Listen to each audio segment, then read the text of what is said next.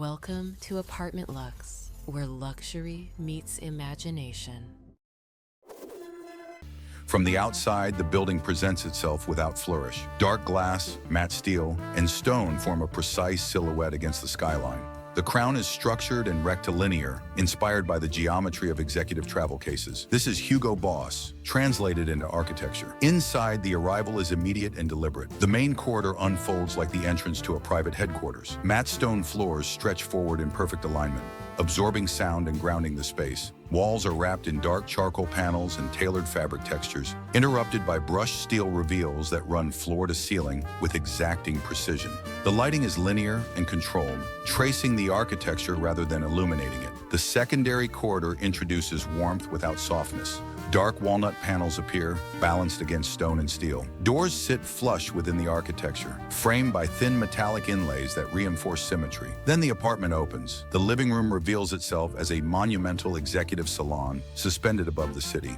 Floor-to-ceiling glass spans the facade, but the skyline remains secondary. The interior holds dominance through proportion alone. The space is expansive, calm, and immaculately ordered. Furniture reads as architecture. Low, powerful seating in black leather and charcoal fabric is arranged in strong geometric formations. Tables are carved from solid stone and dark wood, heavy and immovable. There is no excess, yet nothing feels minimal. Every object earns its place through weight, scale, and restraint. The floor is finished in large format stone, matte and refined, absorbing light rather than reflecting it. Walls combine deep stone, tailored paneling, and brushed steel elements that echo the language of a perfectly cut suit. Sharp, structured, unforgiving. Above, a sculptural lighting installation stretches across the ceiling. Linear, architectural, and severe, it casts an even, controlled glow. There is no drama here, only precision. The dining space continues seamlessly, maintaining the same architectural discipline. A long dining table carved from dark stone anchors the room, its length commanding and formal. Chairs are upright, tailored, and deliberate, upholstered in leather with restrained metallic detailing. This is a room designed for serious conversation, for decisions that carry weight. Lighting remains linear and controlled, suspended above the table like a measured statement. Walls are clad in fabric-textured panels and stone, their surfaces quiet and confident. There is no ornamentation, only alignment. The kitchen reveals itself as a professional environment disguised as architecture. Cabinetry is concealed within dark panels, uninterrupted and flush. Stone surfaces are expansive and flawless. Fixtures are brushed steel, scaled with intention, never decorative. Appliances disappear entirely, reinforcing a sense of control and order. This is not a place of performance. It is a place of execution. This is the world of Hugo Boss, where confidence is silent, power is tailored, and presence is felt before it is seen. Beyond these rooms, past the executive salons and formal spaces, the apartment transitions into something more private. The first master suite opens like a private retreat designed for recovery, not display. Dark stone floors ground the space, their matte finish absorbing light and sound. The bed sits centered and composed, upholstered in tailored charcoal fabrics, and framed by leather-paneled walls. The proportions are generous, but nothing feels indulgent. This is comfort defined by control. Subtle metallic detailing traces the edges of the architecture, brushed steel seams, precise inlays, nothing ornamental. Seating appears minimal yet substantial. A low lounge chair, a stone-top side table, a long console carved from dark wood. Everything is aligned. Everything is measured. The ensuite bathroom continues the language seamlessly. Walls and floors are wrapped in stone, uninterrupted and calm. A freestanding tub sits centered beneath tall glazing, its form sculptural and grounded. The vanity stretches across the wall in dark stone, paired with steel fixtures that feel engineered rather than decorative.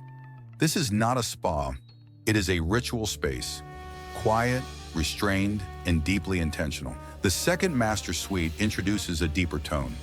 Darker woods, heavier textures, and reduced contrast create a sense of evening calm. The bed remains architectural, framed by tailored panels and stone surfaces. Light enters directionally, controlled and focused. This is a space designed for clarity at the end of the day, not softness. Its bathroom mirrors that restraint.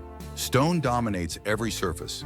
Lighting is indirect, revealing texture rather than shine. The fixtures are minimal, precise, and confident.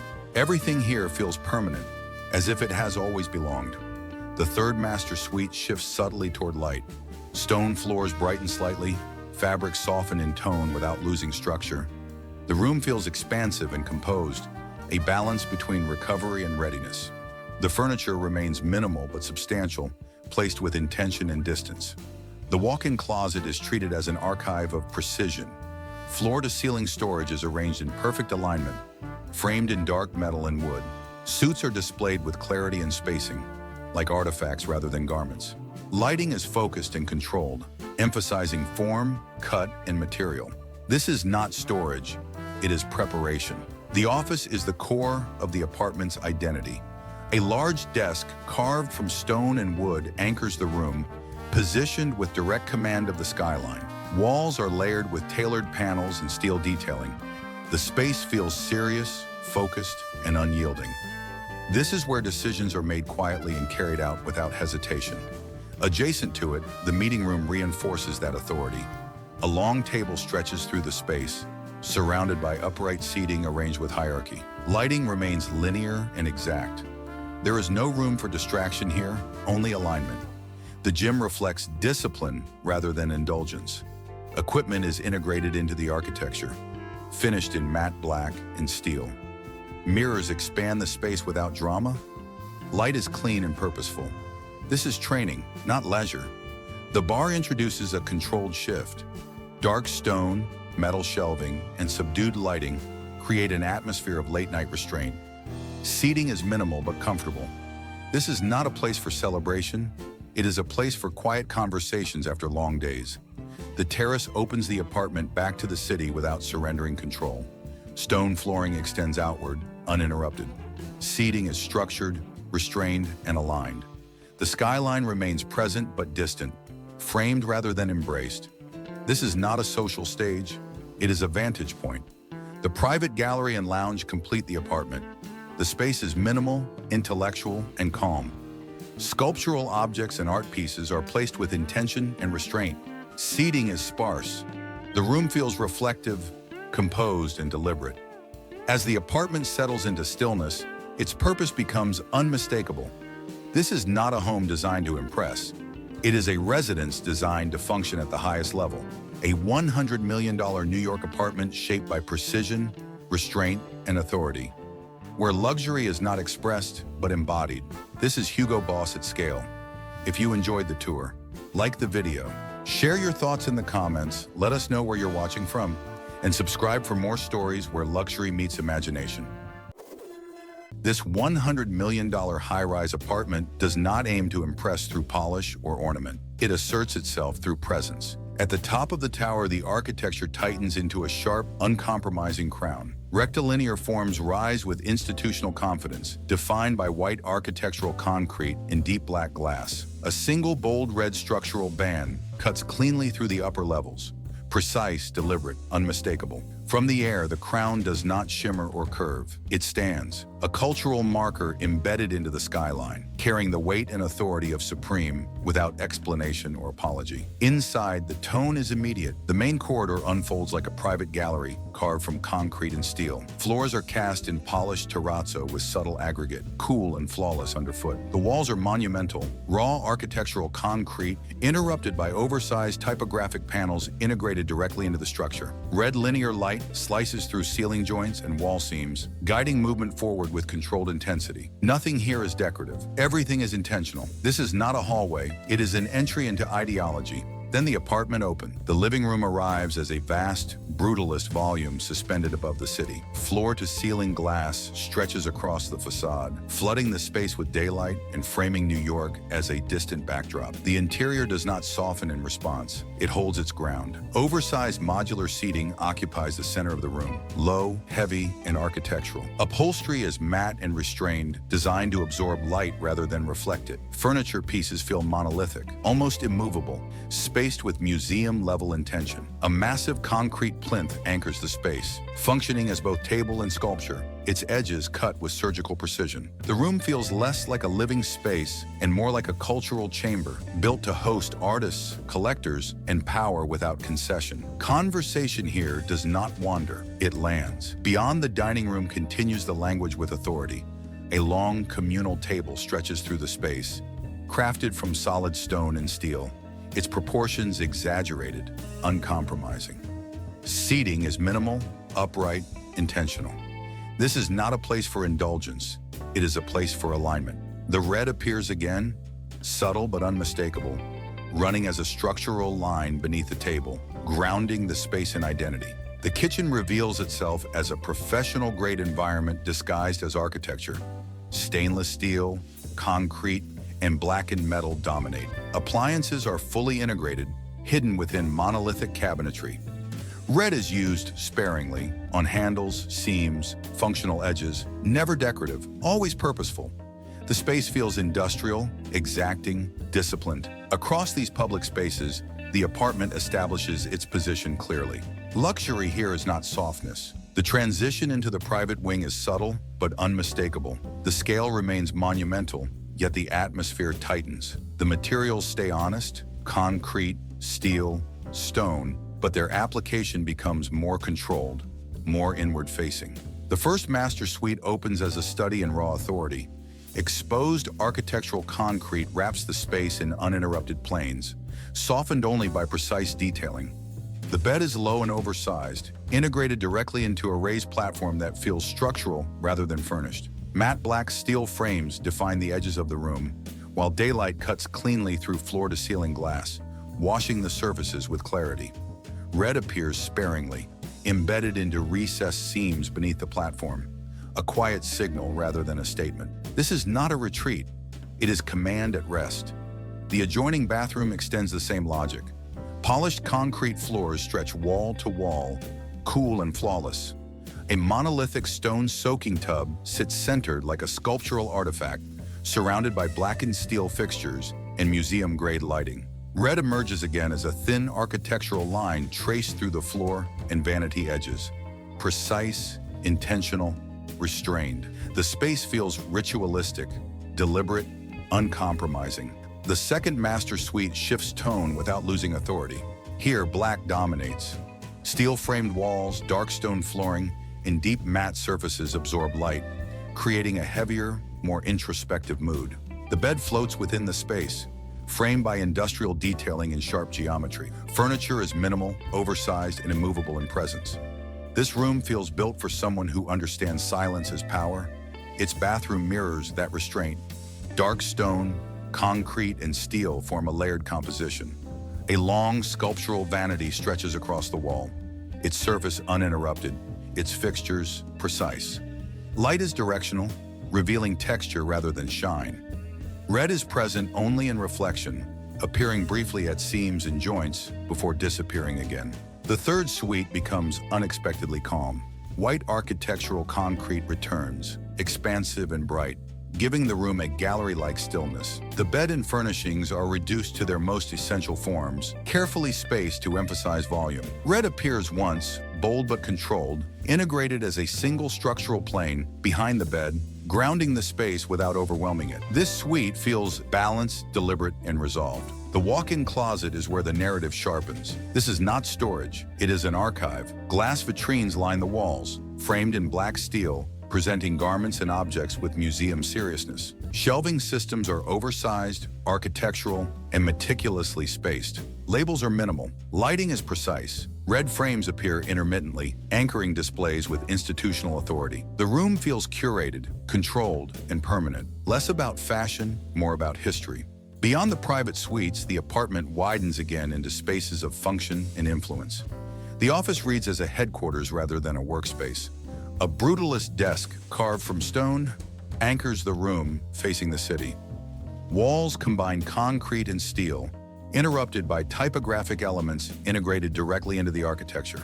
Light enters cleanly, reinforcing clarity and focus. This is where direction is set. Adjacent, the meeting room feels deliberate and disciplined. A long table dominates the center, surrounded by upright seating arranged with precision. Materials remain raw and honest. Red appears as a single structural gesture beneath the table, grounding the room in identity without excess. This is where culture is shaped, not discussed. The gym is stripped of indulgence. Concrete floors, steel frames, and custom equipment define the space. Mirrors amplify repetition and form. Red is present only in functional elements. Grips, joints, alignment markers. Training here feels institutional, not recreational. The bar introduces a darker energy. Low light, blackened steel, stone surfaces polished just enough to reflect presence. A long counter stretches through the space, heavy and grounded. Red appears again, embedded beneath the bar's edge, glowing subtly like a signal after hours. This is not a social space. It is controlled release. The terrace opens the apartment back to the city.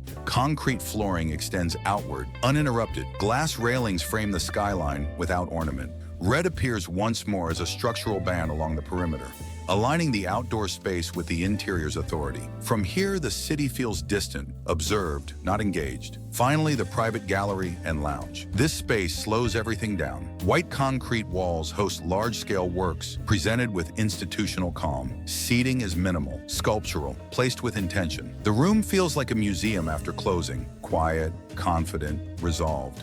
This is where the apartment explains itself without words.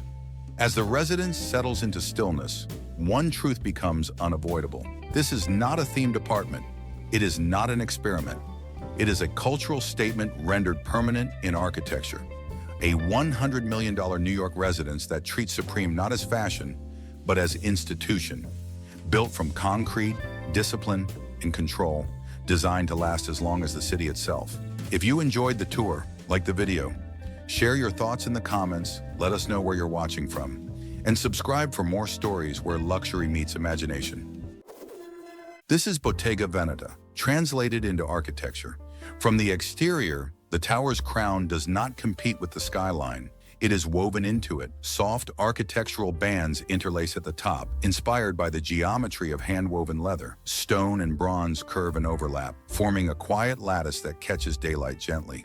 From a distance, it reads as sculpture, timeless, grounded, and unmistakably intentional. The arrival begins without drama. The main corridor opens in calm continuity. Warm stone floors extend forward. Walls are finished in hand-applied plaster, subtly textured, their tones shifting with the light. Vertical relief patterns appear in quiet rhythm. The living room unfolds as a monumental quiet space, expansive yet grounded. Floor-to-ceiling windows frame Manhattan in broad daylight, but the interior holds equal weight. Large-format travertine floors anchor the volume, their natural variation visible and honest. Walls combine soft plaster with leather-wrapped architectural panels, woven and padded, introducing depth and tactility. Furniture is generous and heavy. Oversized sofas in woven leather and deep fabric sit low and grounded. Tables are carved from stone and dark wood, their forms simple, their presence substantial. Nothing feels light, everything feels permanent. At the center of the space, a sculptural lighting installation hangs low and deliberate. Crafted from bronze and softly diffused elements, it stretches horizontally,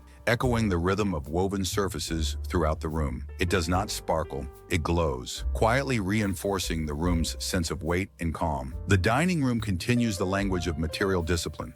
A long dining table carved from a single slab of stone anchors the space, its surface matte, its edges softened. Chairs are wrapped in leather, their forms rounded and tactile. Walls feature subtle, woven relief patterns integrated into plaster, creating shadow and depth without ornament. Above the table, a linear light fixture runs its length, low, elongated, and architectural, reinforcing ritual rather than display. The kitchen remains deliberately understated. Concealed behind softly curved cabinetry and stone surfaces, it feels almost monastic. Thick stone islands sit heavy and grounded, their edges rounded by hand. Handles and details are wrapped in leather, warm to the touch. There is no visual noise, no shine, only precision, craft, and restraint. Across these public spaces, the apartment establishes its philosophy clearly. Luxury here is not declared, it is felt through weight, texture, and silence. This is not a space designed to impress from a distance. It is designed to reward those who are close enough to touch it. Beyond these grounded sculptural rooms, the transition into the private wing happens without announcement. The space simply tightens, the light softens, and the apartment begins to feel more inward, more protected. The first master suite opens as a cocoon of material and calm. Warm stone floors extend beneath layered rugs woven in wool and silk blends, their texture felt before it is noticed. The bed is broad and grounded, upholstered in padded leather panels that wrap the headboard in a soft, architectural embrace. Behind it, the wall curves gently, finished in hand-applied plaster with subtle woven relief, an abstract echo of leather interlacing, scaled for architecture. Seating appears as part of the structure rather than furniture. Low lounge chairs and stone tables are arranged with generous space between them, allowing the room to breathe. Light enters through full-height glazing, filtered by sheer layers that temper the city beyond into a quiet presence. The ensuite bathroom continues the sense of grounded ritual. Travertine wraps the floor and walls, its surface honed and tactile. A sculptural stone tub rests centrally, carved with rounded edges that feel worn by time rather than designed by trend. Fixtures are finished in aged bronze, heavy and deliberate. Lighting remains indirect, revealing texture rather than brightness. The second master suite deepens the palette further. Darker stone, espresso-toned plaster, and richer leather surfaces create an evening atmosphere. The bed remains low and expansive, framed by padded leather walls that feel protective and intimate. Seating is minimal, but substantial, each piece heavy, tactile, and intentional. This suite feels inward-facing, designed for retreat rather than display. Its bathroom becomes a stone sanctuary. Walls and floors are wrapped in darker travertine, layered with bronze details that catch light softly. The tub is carved deeper, heavier, its presence almost sculptural. Everything here feels slower, quieter, more private. The third master suite restores balance through light. Pale stone floors and soft plaster walls reflect daylight gently. Furniture is sparse but monumental. Rounded chairs, low tables, and a broad bed framed by woven leather panels. The room feels expansive yet grounded, offering clarity without exposure. The walk-in closet becomes a leather atelier. Woven leather panels line the walls, padded and stitched with couture precision. Shelving and hanging rails are wrapped in leather and aged brass, warm to the touch. Garments are displayed with generous spacing, like objects rather than possessions. Lighting is precise and controlled, illuminating texture and craftsmanship. The office introduces a quieter focus. A desk carved from dark wood and stone anchors the room, its surface expansive and grounded. Walls combine plaster and woven leather panels, creating a space that feels insulated from distraction. Seating is minimal, designed for long thought rather than performance. The city remains visible, but distant. The gym is sculptural and disciplined. Stone floors and softly curved plaster walls frame custom equipment finished in matte black, brushed steel, and leather. Movement here feels intentional and measured, like a ritual rather than exertion. Mirrors expand the space without breaking its calm. As the apartment shifts toward evening, the bar emerges as an intimate counterpoint. A dark stone counter runs long and low, backed by bronze shelving and leather-lined surfaces. Seating is rounded and comfortable, encouraging conversation rather than spectacle. Light is warm and controlled, reflecting softly off stone and metal. The terrace opens quietly to the skyline. Stone flooring continues outdoors, grounding the space. Sculptural seating and leather-accented outdoor furniture are arranged with wide spacing, creating a sense of calm openness. The private gallery and lounge complete the apartment's narrative. Sculptural objects rest on stone plinths. Walls remain soft and quiet, allowing form and material to lead. Seating is sparse and intentional. The space feels timeless, neither residential nor public, a place for reflection rather than occupation. As the apartment settles into stillness, its identity becomes clear. This is not luxury built to be noticed. It is luxury built to be lived with. A $100 million New York apartment shaped by craft, material honesty, and restraint, where value is measured in touch, weight, and time. This is Bottega Veneta, not as fashion, but as architecture. If you enjoyed the tour, like the video, share your thoughts in the comments, let us know where you're watching from, and subscribe for more stories where luxury meets imagination. Number 2.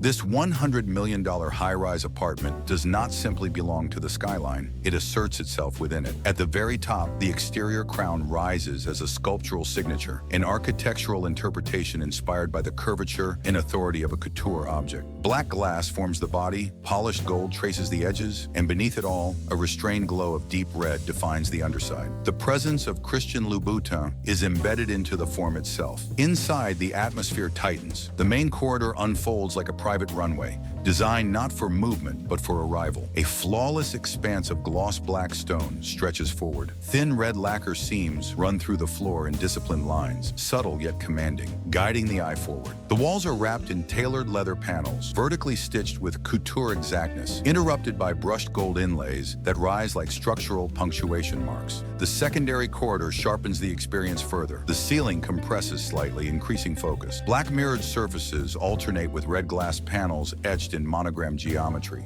The living room arrives as a final couture statement. Expansive, commanding, unmistakable. Floor-to-ceiling windows frame New York in bright daylight, yet the interior refuses to surrender dominance. A monumental red lacquer plane anchors the room, deep, reflective, and flawlessly executed, contrasted by sculptural black velvet seating shaped into low, powerful forms. Each piece stands on slender, gold-finished legs, their proportions recalling the precision of a stiletto heel. Elegant, sharp, unmistakably deliberate.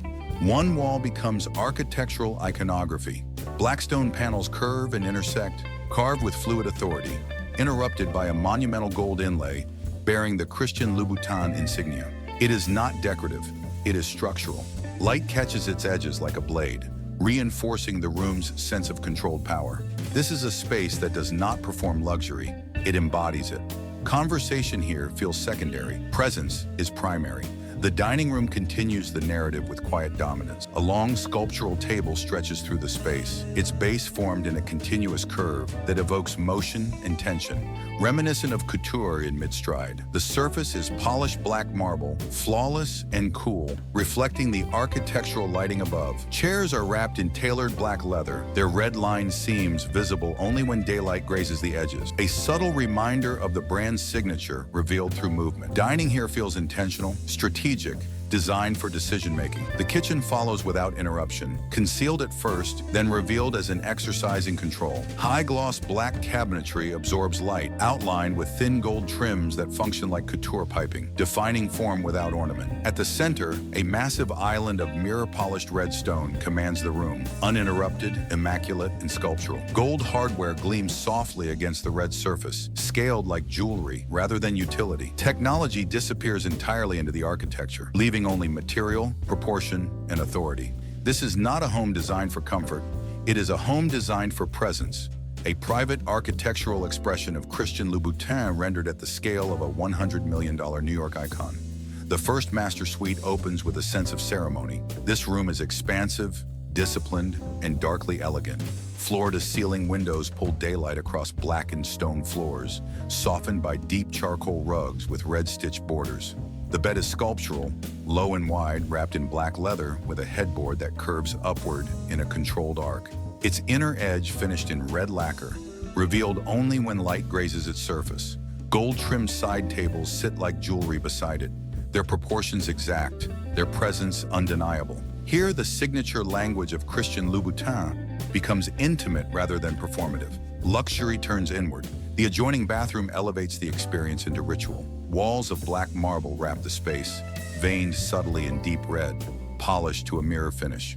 At the center, a freestanding tub carved from crimson stone rests beneath a tall window, its surface glowing softly in daylight. Fixtures in brushed gold cut through the darkness with authority. Along one wall, the brand's crest is etched directly into stone, large, permanent, inseparable from the architecture itself. The second master suite shifts the narrative. This space is brighter, more reflective, its mood driven by contrast rather than shadow. White stone walls are framed with gold seams, while red appears in bold planes. An upholstered bed platform, a lacquered ceiling element, a sculptural bench at the foot of the bed. The effect is couture confidence without restraint, a room that feels dressed rather than furnished. The bathroom continues the theme with red marble floors, mirror black walls, and gold fixtures that feel ceremonial rather than indulgent. The third suite becomes the most restrained and perhaps the most powerful. Here, black dominates almost entirely. Texture replaces color. Leather, stone, velvet, and polished metal interact quietly. Red appears only in reflection, a thin line beneath cabinetry, a seam in upholstery, the underside of a floating console. The effect is controlled, disciplined, and deeply luxurious, the kind of space that reveals itself slowly to those who understand it. The walk-in closet is nothing short of a cathedral. Red lacquer floors stretch wall to wall, reflecting gold-frame shelving lined in black leather.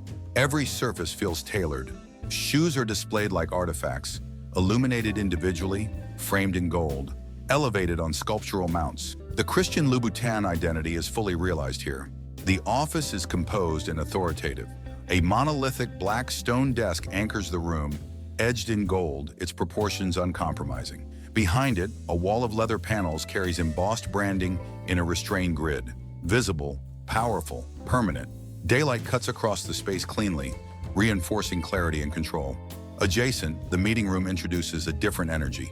A long table stretches through the space, finished in deep red stone with gold detailing along its edges. Seating is tailored, upright, intentional. This is a room built for decisions that move industries. The gym follows, unapologetically editorial. Black floors, red steel frames, gold hardware. Mirrors reflect precision, not excess. Every element feels disciplined, purposeful, exact. The bar's indulgence refined. A sweeping red lacquer counter curves through the space, backed by black mirrored walls etched with subtle monogram geometry. Gold shelving holds glassware like sculpture. Daylight filters in, keeping the space grounded, controlled, unmistakably elite. Then, the terrace. The city opens wide again. Black stone flooring extends outward, punctuated by red sculptural seating and gold-edged planters. The skyline becomes a backdrop, framed like a finale. This is not an escape from the apartment. It is its conclusion, elevated into open air. Finally, the private gallery and lounge. This space feels slower, calmer. Red glass installations glow softly. Gold plinths anchor each piece. This room does not display wealth, it explains it. As the apartment settles into stillness, one truth becomes clear. This is not a themed residence. It is not a showcase. It is a personal world shaped at extreme scale. $100 million expression of power, confidence, and authorship, where architecture becomes couture and luxury becomes identity. If you enjoyed the tour, like the video, share your thoughts in the comments, let us know where you're watching from, and subscribe for more stories where luxury meets imagination. Number 1. New York rarely slows down, but at this height, above the noise and momentum, the city becomes something else. Composed, deliberate, almost ceremonial. This $100 million high-rise apartment rises with that same sense of restraint. This is Lanvin, translated into architecture. The arrival begins in quiet confidence. The main corridor opens like a private gallery. Pale limestone floors extend forward with a subtle sheen, their surface calm and refined. Walls are finished in hand-applied plaster, softly textured, guiding movement gently, almost musically. This is not an entrance designed to impress. It is designed to be understood. The living room reveals itself as a couture salon suspended above Manhattan. The volume is expansive, but the mood remains intimate. Floor-to-ceiling windows frame the skyline in soft daylight, while the interior holds its own through texture, depth, and form. Furniture is sculptural and deliberate. Curved sofas in ivory and pearl tones rest on hand-finished stone flooring. Lounge chairs appear like objects rather than seating, rounded, fluid, and quietly commanding. Tables are carved from solid stone and bronze, their edges softened, their presence weighty. Nothing here feels modular, everything feels made. Above, a statement chandelier floats through the space like a couture necklace. Its form is organic and layered, patinated brass, hand-blown glass, and delicate metallic strands arranged in rhythm rather than symmetry. Light filters through it gently, casting soft patterns across plastered walls and sculptural furniture. The dining room continues the language of quiet grandeur. A long dining table carved from pale stone anchors the space, its surface honed smooth, its proportions ceremonial. Chairs are upholstered in velvet and silk-textured fabric, their forms rounded and embracing. Above, a linear chandelier stretches delicately, composed of layered metal and glass elements that echo the softness of couture pleats. Dining here feels ritualistic, not formal. A gathering of ideas rather than status. The kitchen remains intentionally understated. Hidden behind sculptural panels and soft stone surfaces, it feels more like an atelier than a culinary stage. Cabinetry is seamless, finished in warm neutral tones with aged metal hardware shaped like jewelry rather than tools. Work surfaces are stone, flawless, and quiet. Everything functions, but nothing calls attention to itself. Across these public spaces, the apartment establishes a clear identity. Beyond these salons and galleries, the apartment shifts inward. The language remains sculptural, but the tone becomes more personal, more intimate, designed for living rather than presentation. The first master suite opens like a personal sanctuary, shaped by couture logic rather than domestic convention. Pale stone floors extend seamlessly beneath layered rugs and silk and wool blends, their textures subtle, tactile, refined. The bed sits centered, sculptural and generous, upholstered in soft fabric tones that echo ivory, pearl, and warm sand. Behind it, a curved wall panel rises gently, finished in hand-applied plaster with faint vertical movement, an abstract memory of draped fabric. Furniture feels collected, not arranged. Lounge chairs with rounded silhouettes sit beside bronze-accented side tables carved from stone. The ensuite bathroom continues the language of calm monumentality. Limestone wraps the space entirely, floors, walls, and vanity, interrupted only by aged brass fixtures with a warm, patinated finish. A freestanding tub sits like a sculptural basin at the center, its form organic and serene. Light spills gently from above, reflecting across stone with a softness that feels almost ceremonial. The second master suite deepens the palette. Warmer tones appear, champagne stone, muted bronze, and deeper textiles, introducing an evening mood without darkness. The bed remains sculptural, but the space feels more enveloping, more introspective. Curved seating and low tables create small moments for pause, for reading, for reflection. This suite feels private in a different way, less open, more inward. Its bathroom mirrors that intimacy. Stone surfaces grow richer in tone, fixtures heavier and more grounded. Lighting remains indirect, tracing texture rather than brightness. Everything here feels designed for slowing down. The third master suite brings balance. Light returns, but with restraint. Soft plaster walls, pale stone floors, and carefully spaced furnishings create a room that feels expansive yet calm. The design does not announce luxury. It allows it to be discovered slowly, through proportion, through silence. The walk-in closet becomes a couture archive. Garments are displayed with generous spacing along curved walls, framed in aged brass and soft stone. Shelving feels sculptural, not utilitarian. Lighting is precise and gentle, illuminating fabric, cut, and form. This is not storage, it is curation. The office introduces a more intellectual tone. A sculptural desk carved from stone and dark wood anchors the room, positioned to face the skyline. Walls are lined with textured panels and subtle bronze detailing. Seating is minimal, refined, and intentional. This is a place for thought, not display. The meeting room continues that sensibility. A long table in pale stone stretches through the space, surrounded by sculptural chairs upholstered in soft leather. The room feels contemplative rather than authoritative. A place where ideas are shaped, not enforced. Light moves across the surface slowly, marking time rather than urgency. The gym is serene and minimal. Stone floors, plaster walls, and carefully integrated equipment create a space that feels ritualistic rather than athletic. Movement here feels measured, almost meditative. The bar introduces a gentle shift in mood.